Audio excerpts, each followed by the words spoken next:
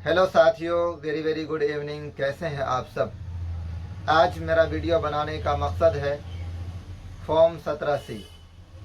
अगर आप पीठासीन अधिकारी बनाए गए हैं तो आपके लिए यह वीडियो बहुत ही महत्वपूर्ण होने वाला है, क्योंकि पीठासीन अधिकारी के पास जितने भी फॉर्म होते हैं, जो दस्तावेज होते हैं, उन दस्तावेजों में से एक बहुत ही महत्वपूर्ण दस्तावेजों में से एक दस्तावेज है 17C, जिसे रिकॉर्ड किए गए मतों का लेखा भी कहा जाता है।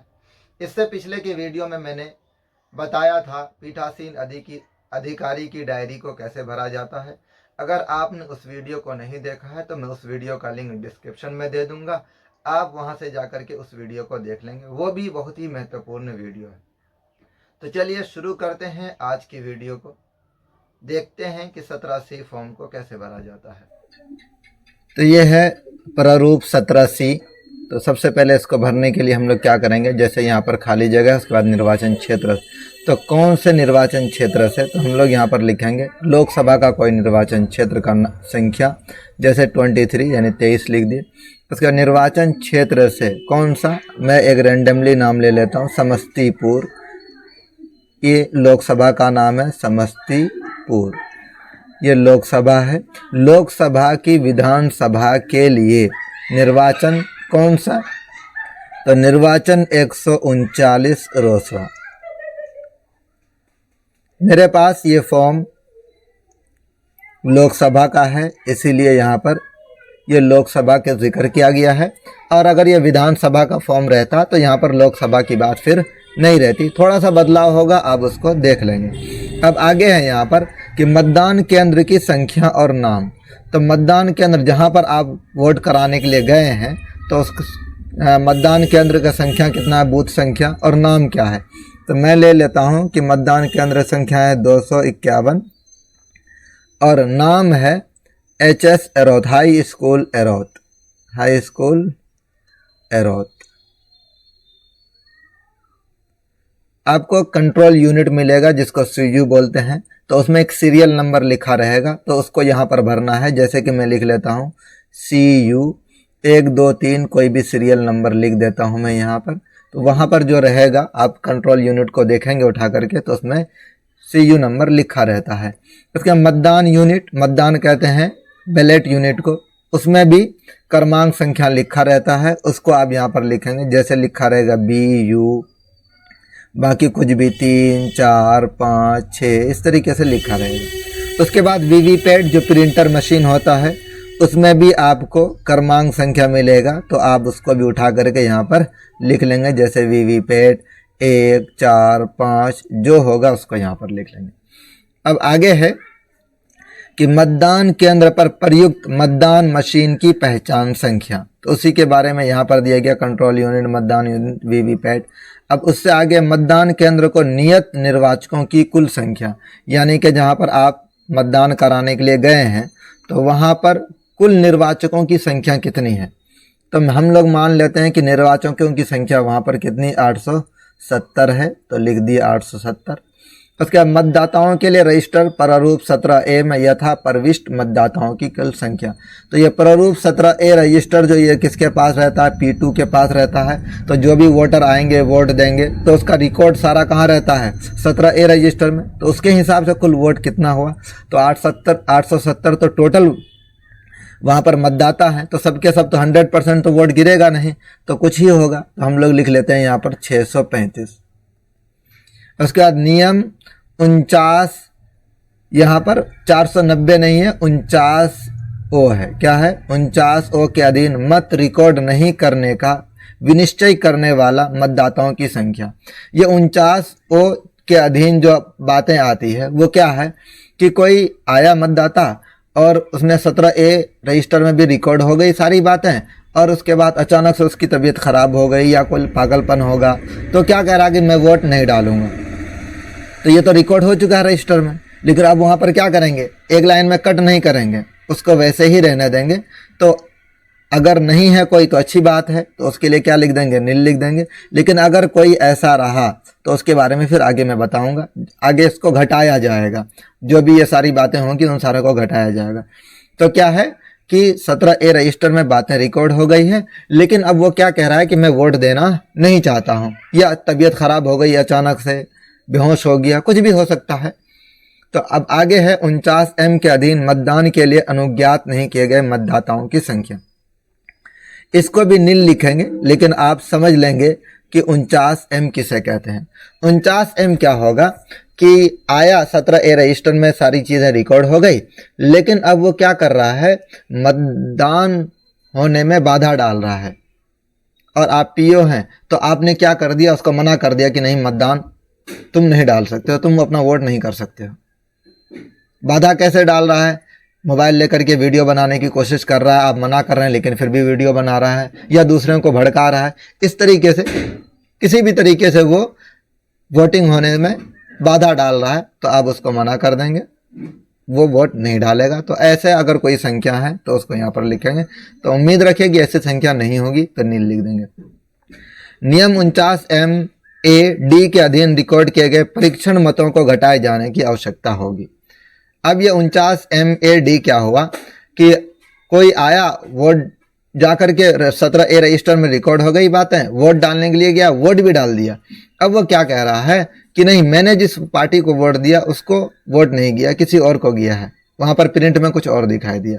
तो अब उसके दोबारे से फिर उसका 17A रजिस्टर में रिकॉर्ड करेंगे, जाकर के फिर परीक्षण करेंगे।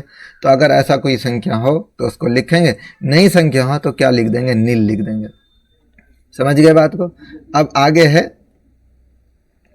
अब ये जो 3 था ना, 3 नंबर, 4 नंबर, 5 नंबर, उन्हीं के बारे में अब यहाँ पर बात होगी ए और बी में, कि घटाए जाने वाले परीक्षण मतों की कुल संख्या। अगर परीक्षण मत कुल कुछ है तो उसको आप घटाएंगे, अगर नहीं है तो क्या लिख देंगे, नील लिख देंगे। उसी तरीके से प्रारूप 17A में मतदाताओं की क्रम संख्या, तो जिसको घटा रहे हैं उसका क्रम संख्या 17A प्रारूप में क्या है, तो अगर नील है तो यहां पर भी क्या लिखेंगे, नील लिखेंगे। उसके बाद अभ्यर्थी जिनके लिए परीक्षण मत डाले गए, वो अभ्यर्थी जिनके लिए परीक्षण मत डाला गया, यानी कि जिसने आवाज़ उठाई थी उसके लिए दोबारा से आपने वोट डलवाया, तो उसका सीरियल 17A रजिस्टर में सरल क्रमांक कितना है तो वो लिखना है। उम्मीद करिए कि नहीं हो। उस अभ्यर्थी का नाम लिखना है और फिर मतों की संख्या कितनी है वो लिखना है। ठीक है। अब आगे है मतदान मशीन के अनुसार रिकॉर्ड किए गए मतों की कुल संख्या, यानी कि आपके पास जो CU है, तो CU में कुल कितने वोट हुए। 17A रजिस्टर में तो आपने लिखा है 635, तो मशीन में भी कितने होने चाहिए, 635 ही होने चाहिए, अलग नहीं होने चाहिए। अब आगे है 7 नंबर में कि क्या मद 6 के सामने दर्शित मतों की संख्या मद 2 के सामने दर्शित मतदाताओं की कुल संख्या ऋण मद 3 के सामने यथा दर्शित मत रिकॉर्ड नहीं करने का विनिश्चय करने वाले मतदाताओं की संख्या ऋण मद 4 के सामने यथा दर्शित मतदान करने के लिए अनुज्ञात नहीं किए गए मतदाताओं की संख्या 2 -3 -4 से मेल करती है अथवा देखने में कोई विसंगति अंतर पाया गया है, कोई अंतर पाया गया है या नहीं है। क्या है, पहले मेल करती है अथवा देखने में कोई अंतर पाया गया है। यानी क्या कह रहा है कि जैसे आप सीरियल नंबर 2 को देखेंगे तो सीरियल नंबर 2 में क्या था कि 17A रजिस्टर में, यहाँ पर देखिए कि 17A रजिस्टर में कुल मतों की संख्या कितनी है, 635 लिखा। उसके बाद कह रहा है कि आप उसमें से जो 3 नंबर में जो बात आई उसको घटाइए, 4 नंबर में फिर जो बात आई उनको घटाइए और देखिए क्या वो इनके बराबर 6 के बराबर आ रहा है क्या, कि यानी कि कंट्रोल यूनिट में जो संख्या देखें, यानी कि 2 में हमने क्या लिखा 17A रजिस्टर की संख्या को, -3 में क्या लिखेंगे, जो लोग हस्तक्षेप क्या कहते हैं 17A रजिस्टर में रिकॉर्ड कर दिया लेकिन वोट नहीं देना चाह रहा उसको घटाएंगे। फिर 4 नंबर में क्या है कि 17A रजिस्टर में रिकॉर्ड हो गया है लेकिन वह बाधा डाल रहा है, आपने उसको वोट डालने से मना कर दिया है। तो इन 2 में से 3 को और 4 को घटाएंगे तो वो किसके बराबर आना चाहिए, इस 6 के बराबर आना चाहिए। तो 6 में जो है, ठीक है। और अगर आपका बराबर आ रहा है तो यहां पर लिखिए 7 नंबर में लिखिए कि यस मेल करती है।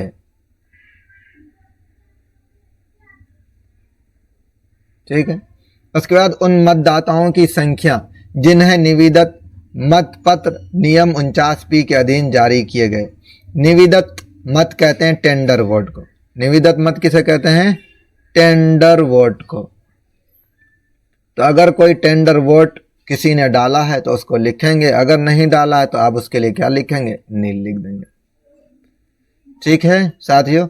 अब आगे है कि निविदत मत पत्रों की संख्या। जब आप वोट कराने के लिए जाएंगे तो आपको निविदत मत पत्र मिलेंगे, यानी टेंडर वोट आपको दिया जाएगा। तो उस टेंडर वोटों की संख्या कितनी है? तो प्रयोग के लिए प्राप्त, यानी आपको कितने प्राप्त किए गए, तो लगभग मान करके चलिए कि आपको 10 टेंडर वोट प्राप्त किया गया। उसका कुल क्रमांक कहाँ से कहाँ तक है?